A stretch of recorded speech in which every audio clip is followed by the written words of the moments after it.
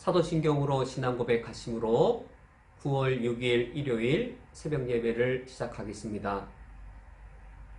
전능하사 천지를 만드신 하나님 아버지를 내가 믿사오며 그 외아들 우리 주 예수 그리스도를 믿사오니 이는 성령으로 잉태하사 동정녀 마리아에게 나시고 본디오 빌라도에게 고난을 받으사 십자가에 못 박혀 죽으시고 장사한 지 사흘 만에 죽은 자 가운데에서 다시 살아나시며 하늘에 오르사 전능하신 하나님 우편에 앉아 계시다가 저리로서 산자와 죽은 자를 심판하러 오시리라.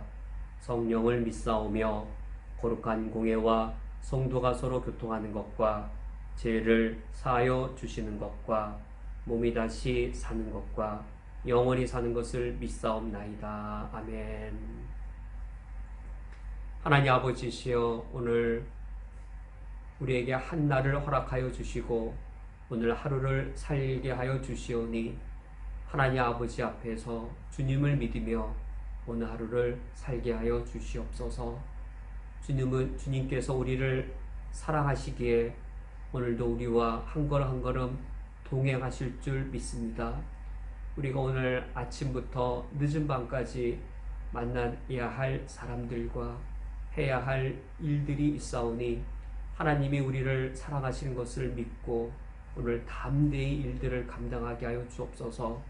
어려운 일이 있든지 또 부담스러운 사람들이 있든지 오늘 하루 주님이 우리와 함께 하심을 의지하여 용기와 담대함으로 오늘 하루를 살게 해 주옵소서. 예수 그리스도의 이름으로 기도합니다. 아멘. 오늘 성경 말씀은 사도행전 7장 9절에서 16절의 말씀입니다. 오늘 성경 말씀을 제가 봉독해 드리겠습니다. 여러 조상이 요셉을 시기하여 애굽에 팔았더니 하나님이 그와 함께 계셔 그 모든 환난에서 건져내사 애굽 왕 바로 앞에서 은총과 지혜를 주심에 바로가 그를 애굽과 자기 온 집의 통치자로 세웠느니라. 그때 애굽과 가나안 온 땅에 흉년이 들어 큰 환란이 있을세 우리 조상들이 양식이 없는지라.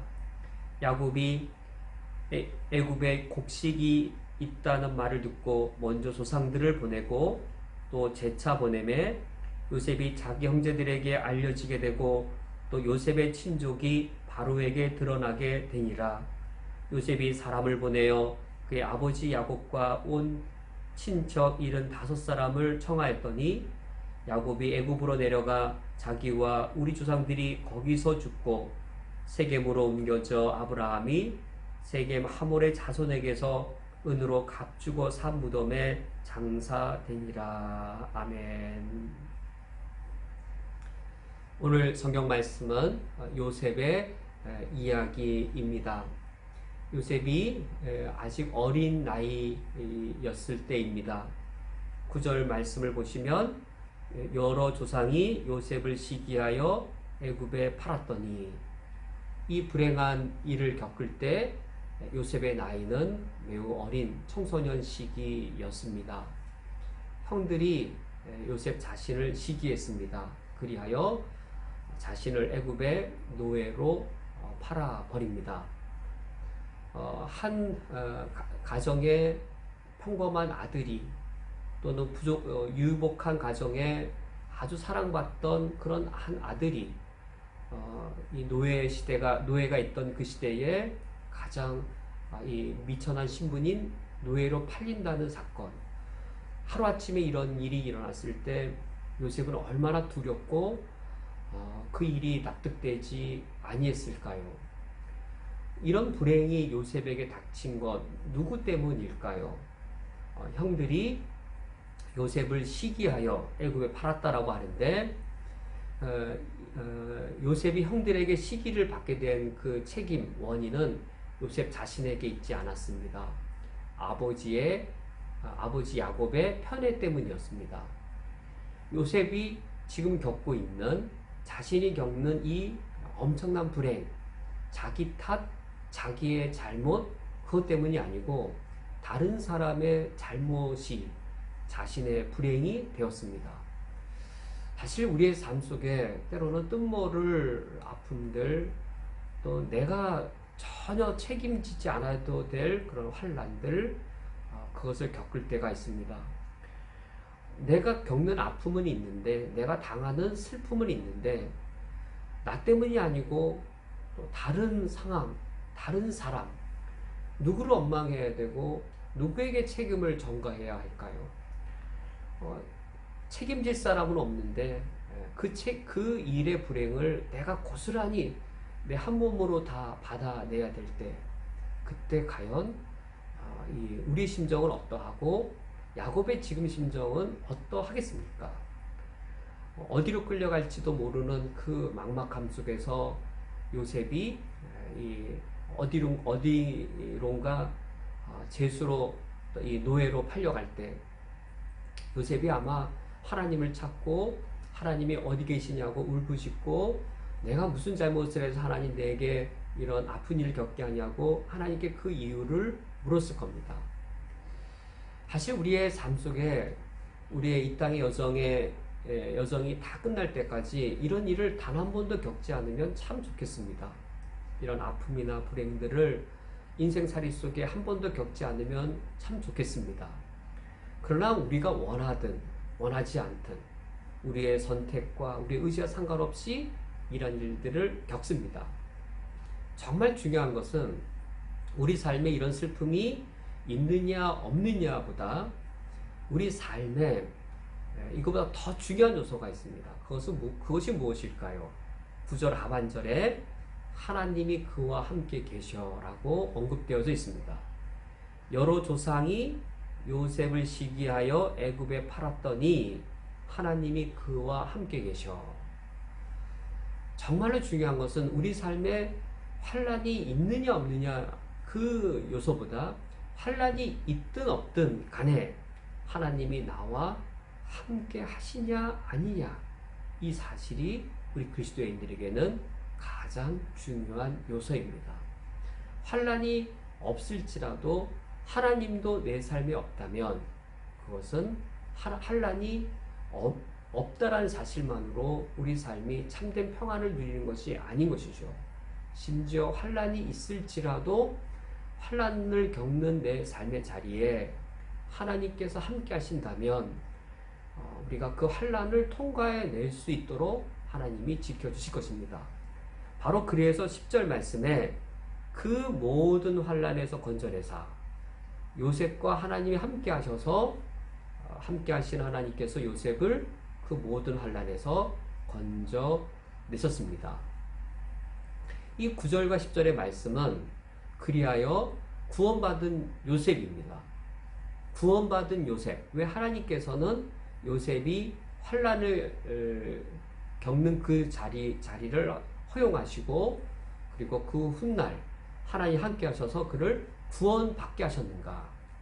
이제 10절 이하의 말씀을 보면 구원받은 요셉이 구원자의 역할을 하는 것을 보게 됩니다.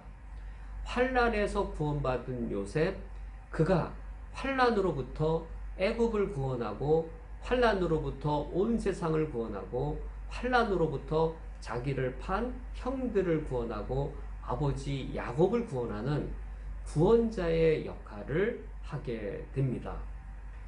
11절 말씀에 그때 애굽과 가나안 온 땅에 흉년이 들어 큰 환난이 있을새 우리 조상들이 양식이 없는지라. 이제 이 요셉의 형들 환난을 겪게 되었습니다. 그때 이미 요셉은 애굽의 총리가 되어 있었습니다. 하나님이 함께 하셔서 요셉을 구원하여 주셨고, 그 구원받은 요셉, 그는 애굽의 총리가 되어서 그 총리의 권한으로 그가 구원자의 역할을 합니다. 애굽을 구원하고 온 세상을 구원하고, 특별히 누구를 구원하는가? 바로 자신을 애굽의 노예로 팔아버렸던 그 형들을 구원하고, 또 형들에게 시기를 받도록 빌미를 제공해 줬던 자기 아버지 야곱을 구원하게 됩니다. 12절과 13절은 그 상황 자체가 묘사되어 있습니다. 이 아버지 야곱의 집에 먹을 것이 없었을 그때에 아버지 야곱은 그의 형들을 애굽으로 보냅니다. 양식을 구하러 애굽으로 보냅니다. 극적으로 형들을 만나게 되고 형들은 바로 그 자신의 팔아버렸던 애굽의 노예로 팔아버렸던 그 동생 요셉이 애굽의 총리가 된 것을 극적으로 알게 되어집니다. 요셉은 자신의 아버지와 그리고 아직 가나안 땅에 있는 그의 모든 일가를 애굽 땅으로 초청합니다. 14절 말씀에 요셉이 사람을 보내어 그의 아버지 야곱과 온 친척 75사람을 청하였더니, 요셉이 애굽에서 구원받은 그 일이 이제는 구원받은 자 요셉이 이제는 자신의 아버지와 모든 가족들 70여 명의 모든 가족을 구원하는 구원자가 됩니다. 하나님의 섭리가 바로 여기에 있는 것이지요. 하나님의 섭리는 이 요셉이 야곱과 12그 형제들을 구원함으로 장차 메시아가 올 구원 역사에 큰 역할을 감당하도록 하나님이 요셉을 사용하셨습니다. 여기에 하나님의 섭리가 있었습니다.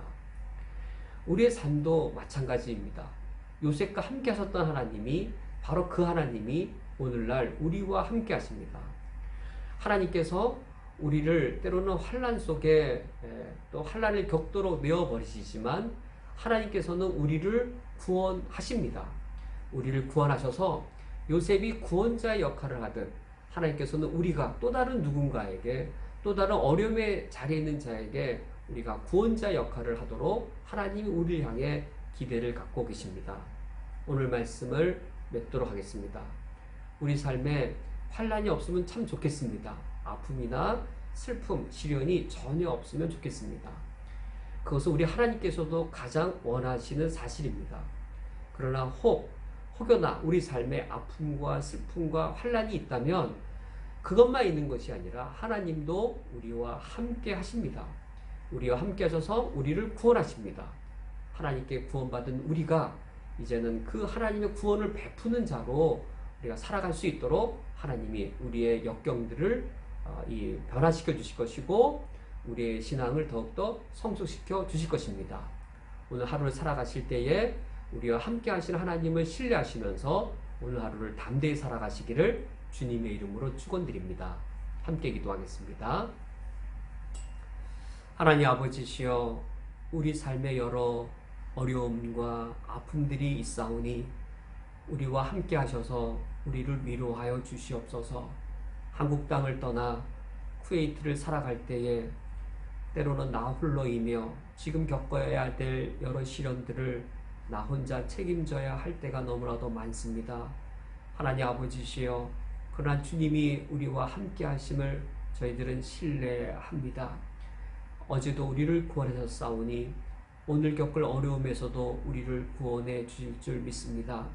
하나님의 구원을 저희들 누린 자들이오니 우리가 나보다 더 연약하고 나보다 더 큰 시련 가운데 있는 자들을 우리가 도우며 그들을 구원하며 그들을 섬기며 살아갈 수 있도록 도와주옵소서.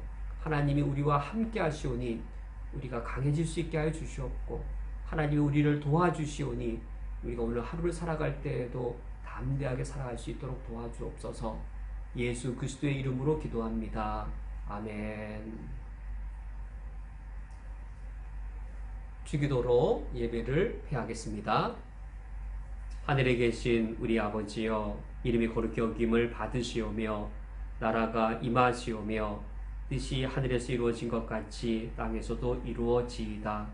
오늘 우리에게 일용할 양식을 주시옵고 우리가 우리에게 죄 지은 자를 사하여 준 것 같이 우리 죄를 사하여 주시옵고 우리를 시험에 들게 하지 마시옵고 다만 악에서 구하시옵소서. 나라와 권세와 영광이 아버지께 영원히 있사옵나이다. 아멘.